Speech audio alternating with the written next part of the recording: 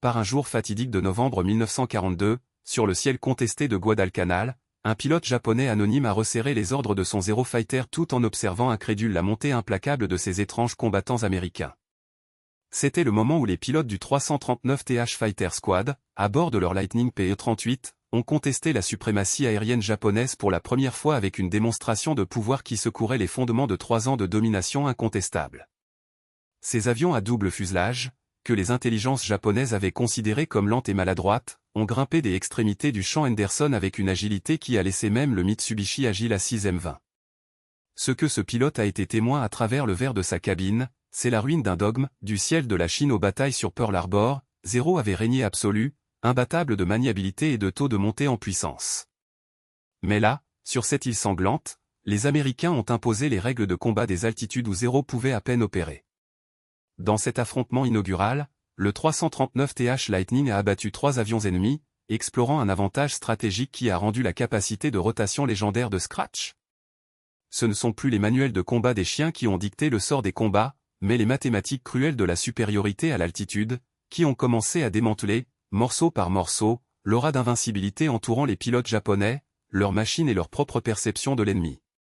Le soleil levant brillait toujours de confiance, mais son coucher de soleil dans le ciel du Pacifique était déjà couché, bien que personne dans la marine impériale japonaise n'ose le croire. Depuis l'attaque de Pearl Harbor en décembre 1941, les aviateurs japonais avaient balayé le Pacifique avec une arrogance forgée dans des victoires écrasantes. Le Mitsubishi A6M, avec sa gamme étendue, son tournant et ses pilotes formés à l'art de la guerre aérienne, était une légende vivante.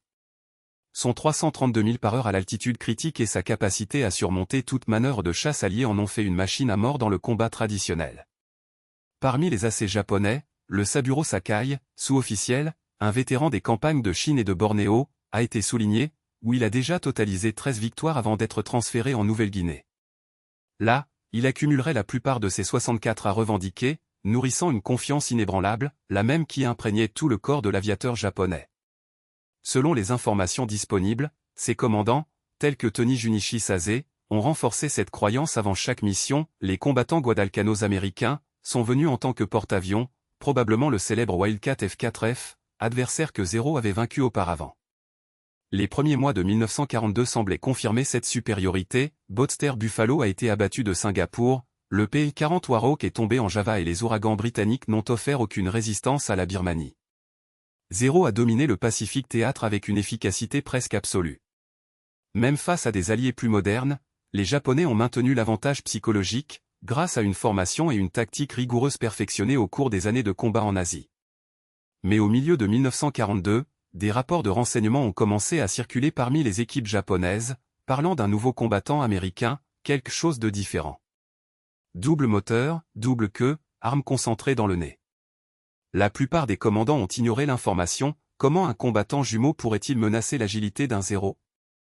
La doctrine de la marine japonaise, centrée sur le combat décisif et la capacité individuelle, n'avait aucune structure pour comprendre la révolution qui approche. Puis vint la foudre.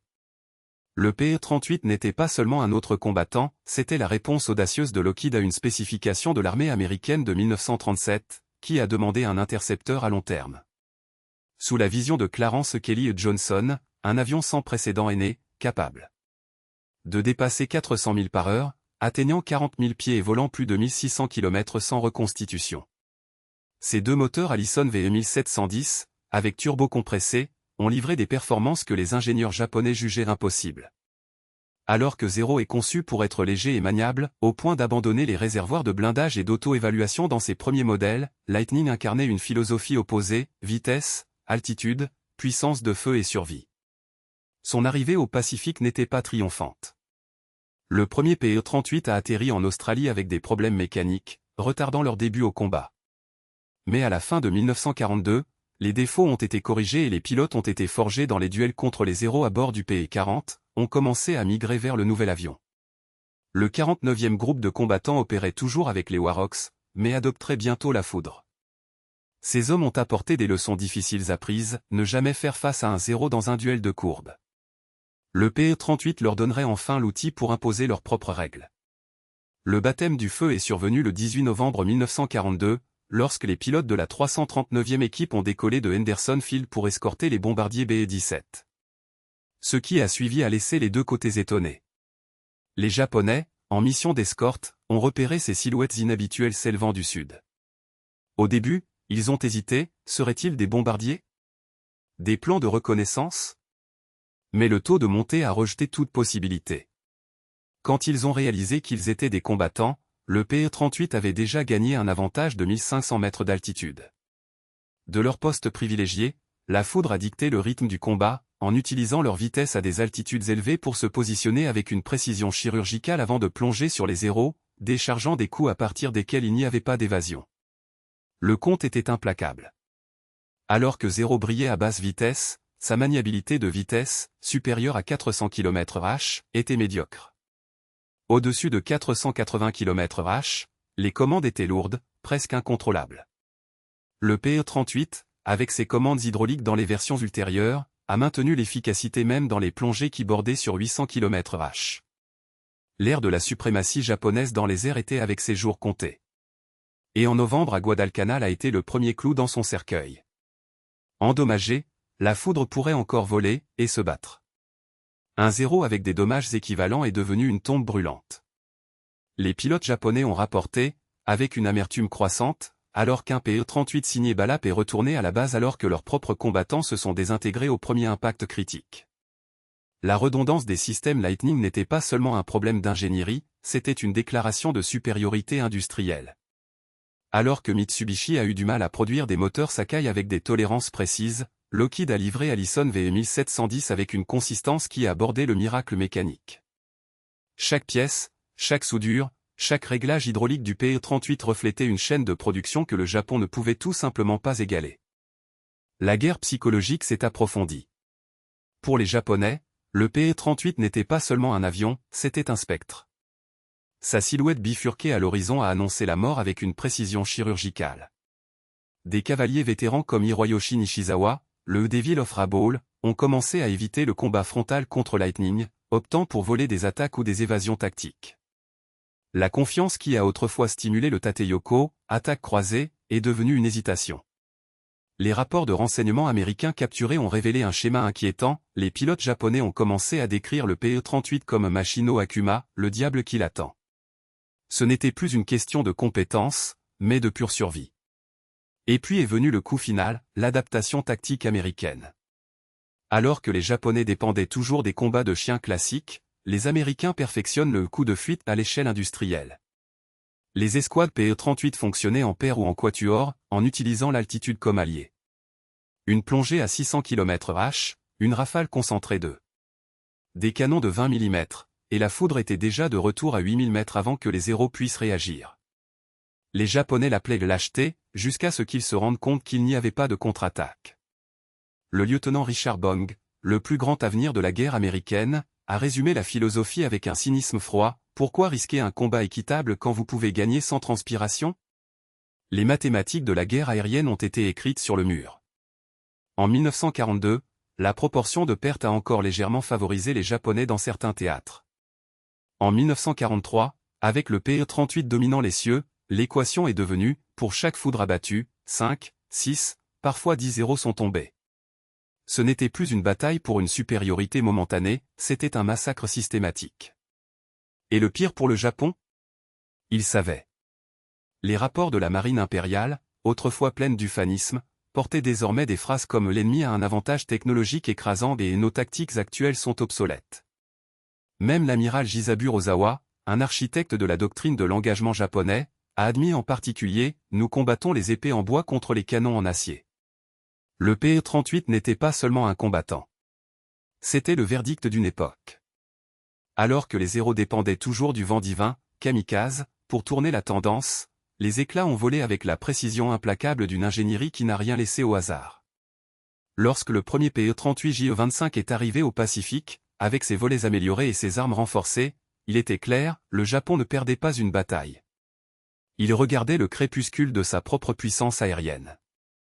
Et à l'horizon, d'autres démons approchaient déjà, les Mustangs, les Corsaires, les L4. Le PE-38 avait ouvert la porte. Maintenant, ce n'était qu'une question de temps jusqu'à ce que le ciel au-dessus de l'Empire du Soleil levant devienne un cimetière du mythe. Première mission contre Lightning, j'ai réalisé quelque chose de terrible, ils ne se sont pas battus comme nous. Ce n'était pas une question de compétence, mais d'inévitabilité.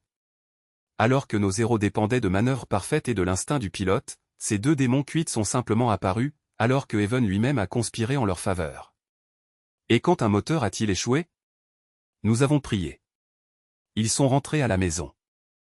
Cette résilience n'était pas seulement mécanique, il y avait un psychologique. Un zéro avec le coup de moteur est devenu un cercueil ailé au-dessus du Pacifique, où les requins et la faim ont dicté le sort du pilote. Le PE-38 a cependant transformé une défaillance catastrophique en un inconvénient. Imaginez l'effet de cela sur l'esprit d'un pilote japonais, pour savoir que pendant que vous vous battiez à vie à chaque mission, l'ennemi avait une deuxième chance ancrée dans les ailes. Les rapports de renseignement japonais, autrefois pleins d'arrogance, ont commencé à ressembler à des plaidoyers. En décembre 1943, un document capturé par les Américains n'a pas demandé de stratégie, un bruit, le PE-38 devrait être évité à moins que l'on ait une supériorité numérique et une position avantageuse. Des mots qui déchirent le code de Bushido comme des épines de canon. Les pilotes formés pour rechercher la gloire à tout prix ont maintenant reçu des ordres de course. L'humiliation n'était pas dans la défaite, mais dans l'admission que l'ennemi était invincible dans ses propres termes. Et les chiffres ont confirmé le cauchemar. Alors que les Japonais ont mis des années à accumuler 20, 30 victoires, des hommes comme Richard Bong, le plus grand de l'américain de l'histoire, ils ont regardé 40 avions en moins de 2 ans, tous en PE-38. Thomas Maguire, avec ses 38 victoires, était un autre spectre qui hantait le ciel du Pacifique.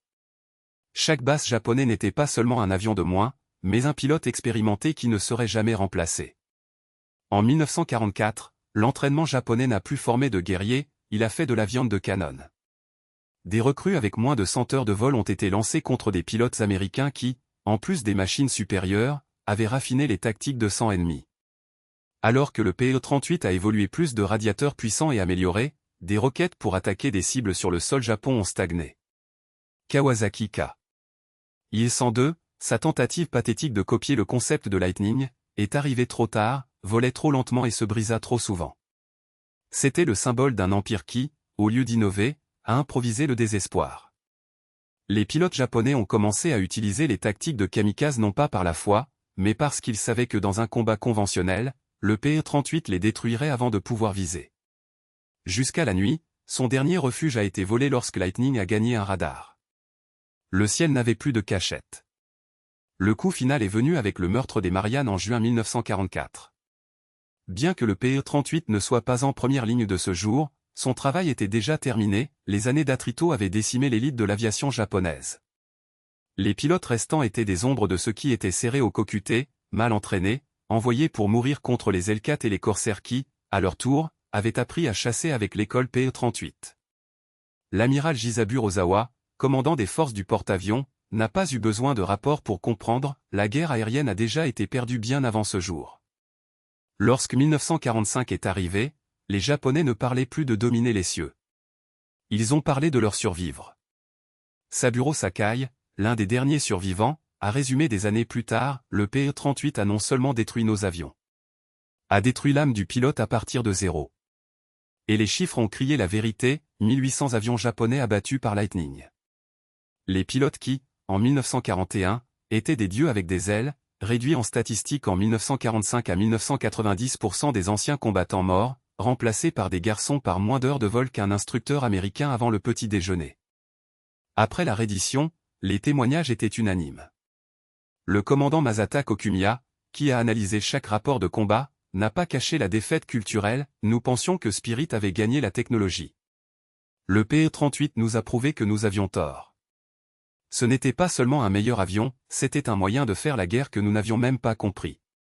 Un pilote anonyme, interviewé par les Américains, a avoué ce que beaucoup pensaient, la première fois que j'ai vu un PE-38 plonger en moi, je savais que ce n'était pas un duel.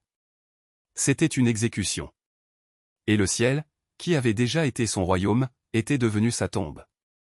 La première fois que j'ai regardé un PE-38, j'ai été consterné de constater que les Américains avaient créé une machine qui pouvait surmonter R0 en vitesse, grimper et plonger, le combattant que nous pensions être le plus mortel au monde. Ce n'était pas seulement une question de performance, c'était une humiliation technique. Post-war analyse reveals the abyss that separated US, while Mitsubishi A6M20 reached a maximum of 535 km/h at critical altitude, with an operational ceiling of 10,000 mt, but already panting over 7,6 cents. The P-38 Lightning ripped the sky at more than 640 km/h, dominating 13,400 mt altitude with the same ease with which Hawk domine sa proie.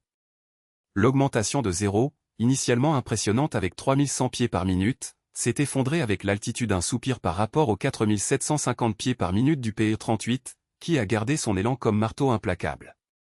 La gamme de 0, 3100 km, était exceptionnelle pour son temps, mais la foudre, avec des réservoirs auxiliaires, a couvert 2575 km sans perdre sa supériorité au combat. Et tandis que nous dépendons de 2 mitrailleuses de 7,7 mm et de 2 canons de 20 mm avec des munitions si rares que chaque tir était un pari, le Pe-38 transportait 4 mitrailleuses de 12,7 mm et un canon de 20 mm, avec un blindage qui protégeait le pilote et les réservoirs autoscellants qui ont transformé les balais perdus en notation. Les chiffres ne se trouvaient pas, ce n'était pas un duel d'ego. 0 avait été forgé pour une guerre des chevaliers, où les compétences et la maniabilité individuelle ont décidé de la victoire. Le Pe-38 était l'incarnation de la machine conçue d'une guerre industrielle non pas du duel, mais pour anéantir à l'échelle. Et derrière cette supériorité technique se trouvait un golfe encore plus profond, la capacité industrielle qui nous a écrasés sans pitié. Lockheed a produit plus de 10 000 Pe-38 pendant la guerre. Nous, tout au long de notre histoire, avons à peine atteint la même marque avec les 0, et même ceux-ci ont été fabriqués avec une qualité décroissante que la guerre nous étouffait. Alors que les Américains ont installé leurs combattants sur des lignes de production automatisées, les héritiers des usines de Détroit, nous dépendons toujours d'artisans surchargés, ajustant les pièces pratiques, improvisant où la précision devrait régner. Les moteurs Allison Pe-38, avec leurs supercompresseurs et leur métallurgie de pointe, étaient des travaux ingénieurs et interchangeables, fiables et produits en masse. Le nôtre, bien que brillants dans leur conception initiale, nécessitait des ajustements constants, tels que les instruments de musique remis en question par l'usure de la guerre. Et puis est venu le coup final, la différence entre les pilotes. En 1944, un pilote américain Pe-38 est arrivé au théâtre des opérations avec plus de 100 heures dans les entraîneurs bimotriques, dominant les procédures d'urgence, la gestion du couple asymétrique, la physiologie de l'altitude et les tactiques de formation. Ils se sont entraînés avec des caméras de mitrailleuses et des cibles remorquées, améliorant chaque tir alors que les chirurgiens aiguisaient leur scalpel. Ils savaient comment s'échapper, comment survivre, comment détruire. Nos pilotes, la même année, ont reçu entre 50 et 100 heures de vol de base, quand ils ont eu de la chance. Les munitions d'entraînement étaient si rares que beaucoup ont été tellement licenciés dans un véritable combat. Il n'y avait pas de formation en altitude, il n'y avait pas de doctrine tactique raffinée. Seul l'esprit est resté, et l'ordre de se jeter contre les navires ennemis comme des missiles humains. Le résultat ? Ils sont arrivés en tant que professionnels. Nous sommes arrivés comme sacrifice. Le Pe-38 a non seulement changé la tactique aérienne, il les a réécrits avec du sang et du feu. Le combat de chien classique, ce balai mortel serré que nous avions dominé depuis 1918, est devenu obsolète face à la physique brutale de la foudre. En dessous de 320 km/h, 0 pouvait encore tourner comme un démon, mais le Pe-38 n'avait pas besoin de tourner. Il est tombé du ciel comme la foudre, profitant de son énergie cinétique pour effectuer le passe haut de gamme, un assaut vertical du haut et du dos, la formation ennemie de mitrailleuses en une seule plongée létale, avant de reprendre les hauteurs avant de pouvoir réagir. Nos formations défensives, si fièrement testées, se sont effondrées comme un rôle sous cette tactique. Nous avons essayé de nous adapter. Nous avons répandu les combattants à différentes altitudes, mais cela n'a fait que diluer notre puissance de feu et rendre la coordination impossible. Nous nous cachons dans les nuages, mais le Pe-38, avec sa vitesse, a balayé le ciel comme une lame, nous trouvant partout où nous avons essayé de nous cacher. Même la peur est devenue une arme à feu. La double silhouette de Lightning, initialement ridiculisée comme « deux avions collés », est devenue un symbole terroriste. Les pilotes japonais ont indiqué que la simple rumeur de sa présence avait provoqué ou annulé les missions. Ils l'ont appelé deux avions, un dédain de pilotes, une partie du respect forcé la machine qui les a chassés sans pitié. Et le pire n'était pas une défaite tactique. C'était la défaite stratégique. Notre doctrine de la guerre aérienne avait été construite sur une fondation, la croyance que l'esprit japonais compenserait toute carence matérielle. Le PE-38 a prouvé que la technologie pouvait être si écrasante que l'esprit est devenu sans importance. Cette réussite a empoisonné nos décisions. Nous avons accéléré les attaques kamikazes non pas par choix, mais par désespoir, parce que le combat conventionnel était devenu un suicide de gloire. Nous avons emmené nos derniers conducteurs expérimentés pour défendre les îles principales, abandonnant toute offensive aérienne au milieu de 1944. Nous avons détourné les fonds vers des armes miraculeuses qui n'arriveraient jamais à l'heure. L'amiral Somu Toyoda, commandant-chef de la flotte combinée, a admis en octobre 1944, dans un murmure qui a fait écho à notre défaite, nous n'avons plus une force aérienne capable d'opérations conventionnelles. Les combattants américains, en particulier le PE-38, nous avaient pris. Aime le ciel. Mais l'humiliation ne s'est pas terminée par les combats. C'était également dans les ateliers, dans les hangars, sur les itinéraires d'approvisionnement. Le PE-38, avec sa complexité à 2 moteurs, aurait dû être un cauchemar logistique. Au lieu de cela, il a révélé un autre avantage américain, la capacité de faire voler ces machines là où nous ne pouvions même pas réparer le nôtre. Alors que nos unités avaient à peine 50% des héros opérationnels en 1944, les escouades de foudre ont atteint la préparation au-dessus de 80%, même sur les pistes de fortune au milieu du Pacifique. Nos mécaniciens, bien que qualifiés, ont fonctionné comme artisans solitaires, selon l'improvisation et la chance. Les Américains ont appliqué des méthodes systématiques, outils spécialisés, procédures standards, maintenance préventive. Ils ont recruté des techniciens des industries de l'aéronautique automobile et civile, transformant la mécanique de guerre en science exacte. Et puis il y a eu la navigation, un autre abîme qui nous a séparés. Le PE-38 a volé à la radiodirection, capable de se guider avec précision sur le vaste Pacifique, de trouver leur fondation au milieu des tempêtes et d'effectuer des attaques avec une précision chirurgicale. Nous dépendons toujours de la navigation estimée et de la référence visuelle, une méthode qui nous rendait aveugles sous la brume ou la nuit. Cette supériorité est devenue cruciale dans les missions à long terme, comme celle qui scellerait le sort d'un homme qui, ironiquement, avait sous-estimé la puissance américaine, Isoroku Yamamoto. Son itinéraire a été intercepté non pas par hasard, mais par le calcul du froid. Et l'instrument de cette justice aérienne? Une équipe PE-38S, guidée non pas par la chance, mais par la technologie que nous ne pourrions jamais égaler. 435 000 d'océans ouverts, et ils étaient là au moment exact. Une précision que les pilotes japonais ne pouvaient même pas rêver de leur technologie obsolète. L'impact sur l'aviation navale japonaise était dévastateur, irréparable. La marine impériale avait construit toute sa doctrine stratégique autour de la puissance d'air embarquée, et le PE-38 a écrasé ce fond de teint comme un marteau sur le verre. Les groupes d'avions aériens, précipités reconstruits après Midway, ont été décimés par des Lightning et d'autres combattants américains dans les campagnes de l'île. Jusqu'en 1944, le porte-avions japonais a navigué avec des groupes aériens à moitié réduits, habités par des pilotes mal formés dont la seule destination était la mort. Le vice-amiral Jisaburzawa, commandant de la première flotte mobile, a admis dans un rapport avant la bataille des Philippines, nos coureurs ne sont pas prêts à affronter les combattants américains. Ils peuvent à peine atterrir sur les porte-avions, la lutte contre les PE-38 et les L4. Nous les envoyons à un massacre. C'était l'effondrement d'un système. Non seulement militaire, mais culturel. La rencontre avec la foudre a forcé une transformation radicale dans la pensée japonaise. Le Bushido, qui a exalté la force spirituelle et la dextérité individuelle du guerrier, s'est avéré pathétiquement inadéquate avant la guerre industrielle américaine. Les jeunes officiers ont commencé à remettre en question les fondements même de la doctrine militaire japonaise. Et le sheikh n'était pas limité au siège. Les quelques pilotes qui sont revenus des combats, survivants d'un carnage calculé, ont apporté des rapports qui contredisaient des décennies de publicité. Ils ont parlé d'une supériorité technologique écrasante, des machines qui ont rendu le courage individuel hors de propos. Les histoires qui ont raconté ont effondré le mythe de la décomposition occidentale et l'invincibilité spirituelle du Japon. La réalité économique était encore plus cruelle. Chaque PE-38 coûte environ 97 000 $ en 1944, mais les États-Unis les ont provoqués à des milliers de personnes. Le Japon, quant à lui, a eu du mal à faire des avions qui coûtent une fraction de cette valeur, et pourtant en quantité dérisoire. L'aluminium nécessaire pour une seule foudre dépassait ce que de nombreuses usines japonaises ont reçu en un mois en 1944. Instruments de précision. Turbocompresseur, hélice à vitesse constante, chaque composant était la preuve d'une capacité industrielle que le Japon n'avait jamais développée. Mais aucune statistique n'est aussi énergique que les témoignages de ceux qui ont fait face au PE-38 et ont survécu pour le dire. Les hommes formés à ne jamais admettre la faiblesse, qui, dans les entretiens d'après-guerre, reconnaissaient sans hésiter à la supériorité écrasante de la foudre.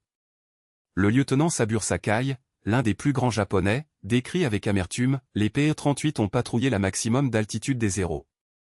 Leur vitesse à haute altitude leur a permis de choisir la position parfaite pour l'attaque. Ces combattants géants ont plongé dans le ciel et ont écrasé nos zéros comme des insectes. Et l'humiliation ne s'est pas terminée au combat. Les variantes de reconnaissance PE-38, le F5, étaient responsables de 90% des photographies aériennes dans le Pacific Théâtre. Chaque mouvement japonais, chaque préparation, chaque position stratégique a été observée, enregistrée, analysée. Les commandants japonais savaient qu'ils étaient surveillés, non pas par des espions, mais par des machines qui fonctionnaient en toute impunité. Les combattants envoyés pour les intercepter ne pouvaient même pas atteindre leur altitude. Le PE-38 les a non seulement dominés dans l'air, il a cartographié sa défaite avec une précision chirurgicale. Le choc était si profond qu'il résonnait au-delà de la guerre. Il a influencé le développement de l'aviation japonaise d'après-guerre, la reformulation des doctrines militaires et même la propre relation de la société avec la technologie. De nombreux pilotes survivants sont devenus de gros défenseurs des progrès techniques dans le Japon reconstruit. Ils avaient appris, dans le sang et dans la défaite, que le courage sans capacité était un mythe mortel. Saburo Sakai, qui est devenu un homme d'affaires prospère, a répété sans relâche, « La foudre nous a appris que nous ne pouvons jamais être derrière technologiquement. » Cela a montré que dans la guerre moderne, le pouvoir industriel, pas l'esprit guerrier, décide qui gagne. Et la différence n'était pas seulement sur la machine, mais dans la capacité de la perfectionner. Alors que le PE-38 a évolué vers chaque modélisation des volets de la plongée pour corriger les problèmes de compressibilité, les systèmes de chauffage de la cabine froide, les ailerons d'assistance hydraulique pour améliorer le taux de roulement, le 1945 était essentiellement le même que celui qui attaque Pearl Harbor avec des améliorations cosmétiques. La bureaucratie et la rareté des ressources japonaises ne pouvaient pas accompagner le rythme américain de l'innovation. Le PE-38L de 1945 était une arme radicalement supérieure à la PE-38 de 1942. Le général George Kenney, commandant des forces aériennes alliées dans le sud-ouest du Pacifique, a résumé avec une phrase qui sonne comme une phrase, « Les coureurs PE-38, volant à haute altitude, ont choisi quand et où se battre avec des résultats désastreux pour les Japonais. » C'était une révolution dans le ciel, un changement de paradigme que la doctrine japonaise ne pourrait jamais contrer. Les chiffres sont implacables. Les deux plus grands Américains de la guerre ont secoué 78 avions japonais, tous en PE-38. Le plus grand japonais survivant a accumulé 64 victoires en 6 ans de guerre. Les mathématiques de l'attrition étaient simples, le Japon n'avait aucun moyen de gagner. Mais la supériorité de la foudre n'a pas été résumée aux données de tactique technique ou de combat. C'était l'incarnation d'une différence fondamentale dans la conception même de la guerre. Le Japon avait parié sur un conflit court et décisif, où l'esprit du guerrier surmonterait les carences matérielles. Le PE-38 représentait le contraire, la préparation américaine pour une longue guerre industrielle, où la technologie et la production de masse composeraient le sort des nations. Le choc que les coureurs japonais ont ressenti face à la foudre n'était pas seulement une machine supérieure, c'était l'impact brutal contre la modernité. Le PE-38 n'était pas seulement un combattant, c'était l'application systématique de la science, de l'ingénierie et de la gestion industrielle à l'art de la destruction. Contre cela, la tradition des samouraïs, aussi noble aussi, n'avait aucune chance. Par TR. Graphiques de performance et statistiques d'abattage, il y avait un coût humain dévastateur. Des milliers de jeunes pilotes japonais, dont beaucoup avec moins de 100 heures de vol, ont été lancés contre les PE-38 dans des avions obsolètes. Ce n'est pas seulement le Japon qui a ressenti l'impact de ce bassin versant. Les États-Unis et l'Union soviétique, observant soigneusement chaque bataille dans le Pacifique, ont extrait des leçons brutales de la supériorité de la foudre. Alors que les ingénieurs soviétiques se sont appuyés sur des rapports de combat pour développer des intercepteurs à altitude inspirés des MiG-9 et du YK-9PD qui ont détruit les stratèges zéro américains consolidé un principe qui allait modeler des décennies de doctrine militaire, la guerre ne serait plus gagnée par des héros solitaires mais des systèmes. Système de production de masse, système de formation standardisé, système d'innovation technologique continue. Le PE-38 ne faisait pas exception, c'était le prototype d'une nouvelle ère. Pour le Japon, la défaite aérienne n'était pas seulement militaire, elle était existentielle. La force d'autodéfense d'après-guerre est née de cette cicatrice, abandonnant l'illusion de la quantité en faveur d'une obsession de la qualité. Chaque chasse, chaque radar, chaque missile serait désormais un morceau de précision, car la nation avait appris, dans le sang de ses pilotes, que le courage sans technologie est une épitaphe, pas une stratégie. Le traumatisme de 1943 a fait écho dans les salles de planification de Tokyo depuis des générations, ne soyez jamais surmonté par l'ennemi en science ou en industrie. C'était la leçon la plus chère jamais payée. Le crépuscule d'une époque. Lorsque les pilotes japonais ont réalisé qu'ils ne pouvaient pas s'échapper ni surmonter la foudre PE-38, ce n'était pas seulement un avion qui les a vaincus, c'était un monde. Le mythe de Tatekai du duel d'air dont les compétences ont décidé du sort, se sont effondrés sur les îles du Pacifique. À sa place, la réalité implacable de la guerre industrielle a été augmentée, les victoires n'ont pas été conquises par des épées en bois ou des manœuvres audacieuses, mais par des lignes de montage, elles ne se sont jamais arrêtées, par des laboratoires, ils n'ont jamais dormi, par une machine de guerre qui a transformé les ressources en domination. Saburo Sakai, là qui a survécu pour raconter l'histoire, a résumé avec une cruauté claire, le PE-38 nous a appris que le temps des samouraïs était terminé. Nous avons trouvé l'avenir au paradis et il nous a anéantis. Et quel avenir était ça? Ce n'était pas seulement la vitesse ou la puissance de feu, bien que la foudre était à la fois excessive. C'était l'incarnation d'un système que le Japon ne pouvait pas reproduire, la capacité américaine à concevoir, produire et améliorer les armes à une échelle qui a rendu une résistance individuelle hors de propos. 0, autrefois un symbole de l'invincibilité, est devenu un cercueil volant en 1943. Les pilotes qui avaient passé des années à dominer les cascades aériennes ont constaté que leurs compétences étaient inutiles contre un ennemi qui ne se battait pas pour l'honneur mais pour l'efficacité. Le démon de Dekeu qui hantait ses rêves n'était pas seulement un combattant supérieur, c'était le rouleau de compresseur de l'histoire, écrasant en lui-même tout ce qui restait d'un passé romantique. Les derniers mots appartiennent à ceux qui ont payé le prix.